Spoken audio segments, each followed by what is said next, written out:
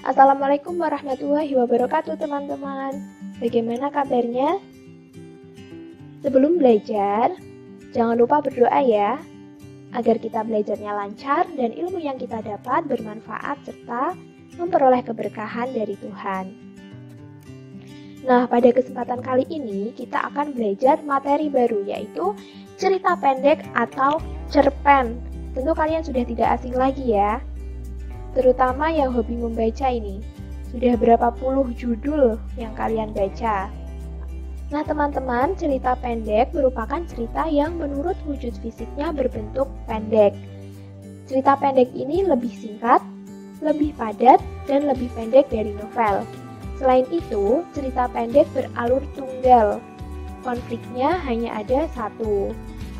Jumlah kata dalam cerita pendek juga kurang dari 10.000 kata.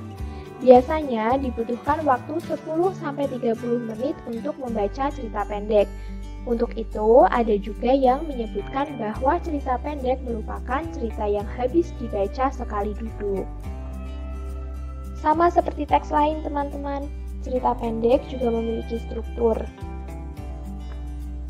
Nah, strukturnya antara lain abstraksi, orientasi, komplikasi, menuju konflik, klimaks, penyelesaian atau koda. Yang pertama, abstraksi. Abstraksi merupakan gambaran umum cerita. Abstraksi ini boleh ada, boleh tidak. Nah, biasanya kalau kalian memperhatikan, dalam cerita pendek, di paragraf yang pertama, itu tulisannya diketik menggunakan font yang berbeda. Nah, itu bisa kita sebut sebagai abstraksi.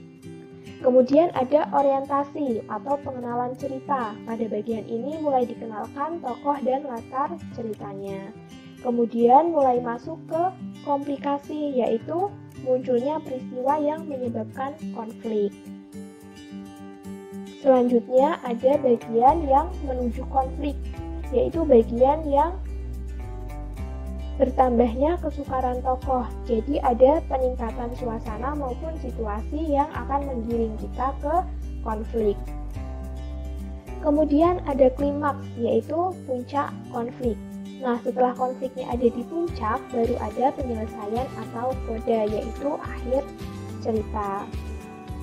Biasanya penulis juga menuliskan akhir cerita sebagai penutup cerita, namun ada juga penulis yang menyerahkan akhirnya ke para pembaca. Misalnya kalau kalian menjumpai cerita pendek yang endingnya menggantung, nah itu berarti si penulis menyerahkan kepada pembaca. Akhirnya akan dibuat seperti apa di imajinasi pembaca tersebut. Selain struktur, cerita pendek juga memiliki unsur pembangun. Yang pertama ada tema, amanat, tokoh, penokohan, alur, latar, sudut pandang, dan yang terakhir gaya bahasa atau majas. Yang pertama tema. Tema merupakan gagasan yang menjalin struktur isi cerita yang menyangkut segala persoalan. Jadi tema ini seperti ide awal. Misalnya cerita yang bertema kemanusiaan, ada juga yang bertema kasih sayang, ada kemiskinan, ada keluarga, dan masih banyak tema-tema yang lain. Selain tema, ada juga amanat, yaitu pesan yang hendak disampaikan pengarang. Amanat ini bersifat tersirat, jadi kita harus membaca keseluruhan cerita agar mengetahui pesan apa yang hendak disampaikan oleh penulisnya. Yang ketiga ada tokoh, yaitu pemeran dalam cerita. Tokoh ini ada dua teman-teman, tokoh utama dan tokoh bawahan atau figuran. Selain itu juga ada tokoh protagonis dan tokoh antagonis. Setelah tokoh ada penokohan, yaitu cara pengarang menggambarkan dan mengembangkan karakter tokoh. Nah, caranya ada beberapa hal, misalnya yang pertama dengan teknik analitik langsung, yaitu dengan dituliskan langsung. Misalnya si tokoh ini rajin, jadi penulisnya langsung menuliskan bahwa dia adalah pria yang rajin, dermawan, dan suka menolong. Kemudian ada penggambaran fisik dan perilaku tokoh, yaitu dengan digambarkan ciri-ciri fisiknya seperti apa dan perilakunya bagaimana. Ada juga penggambaran lingkungan tokoh, jadi dijelaskan lingkungan si tokoh itu seperti apa dan bagaimana suasana lingkungannya. Kemudian ada juga penggambaran tata kebahasaan tokoh. Nah, ini biasanya digambarkan melalui dialog-dialog yang disajikan. Watak tokoh juga bisa disajikan dengan pengungkapan jalan pikiran tokoh. Jadi dalam narasinya si penulis menceritakan bagaimana isi pikirannya. Dan yang terakhir, penggambaran oleh tokoh lain. Jadi misalnya tokoh figuran ini menceritakan si tokoh utama. Seperti itu. Kemudian yang kelima, ada alur, yaitu pola pengembangan cerita yang terbentuk oleh hubungan sebab akibat ataupun bersifat kronologis. Alur ini bisa juga kita sebut sebagai jalan cerita.